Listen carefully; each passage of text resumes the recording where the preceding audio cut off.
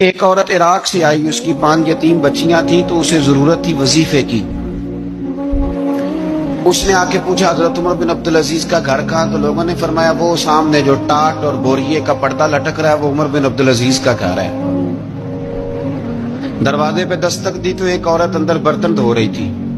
پوچھا السلام علیکم، امیر المومنین سے ملنا ہے۔ وہ کہنے لگی اس درخت کی چھاؤں میں بیٹھ جاؤ، ابھی تشریف لاتے ہیں۔ تھوڑی دیر گزری تو حضرت عمر بن عبدالعزیز آئے تو کنویں سے پانی نکال کے نا، سین میں کنواں تھا تو جو جگہ میں مٹی اڑ رہی تھی نا، گرد اڑ رہی تھی، ہوتا ہے نا عصر کے بعد لوگ پانی پھینکتے ہیں، وہاں پانی پھینکنے لگے، چھڑکاؤ کرنے لگے۔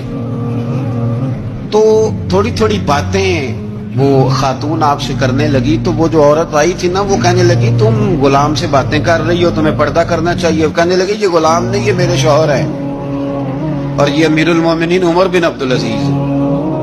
کہنے لگی یہ عمر بن عبدالعزیز ہے؟ کہا ہاں یہ عمر بن عبدالعزیز ہے۔ تو وہ خاتون حاضر ہوئی، کھجوریں اس کو دی گئی کھانے کے لیے۔ اس نے کہا حضور میری 5 یتیم بیٹیاں ہیں، مجھے وظیفہ چاہیے۔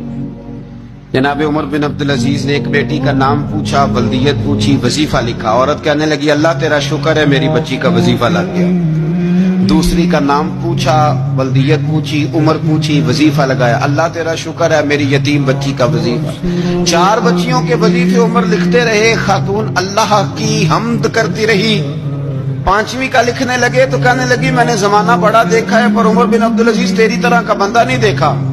آپ فرمانے لگے اب میں 5ویں کا وظیفہ نہیں لکھتا، 4 کا وظیفہ جا کے گورنر سے منظور کرا لے اور 4 کو کہنا تھوڑا تھوڑا 5ویں کو بھی دے دے۔ حضور کیوں نہیں لکھتے؟ فرمایا جب تک تو حمد کے لائق رب کی حمد کر رہی تھی میں وظیفے لکھ رہا تھا، اب تو نے میری تعریفیں شروع کر دی۔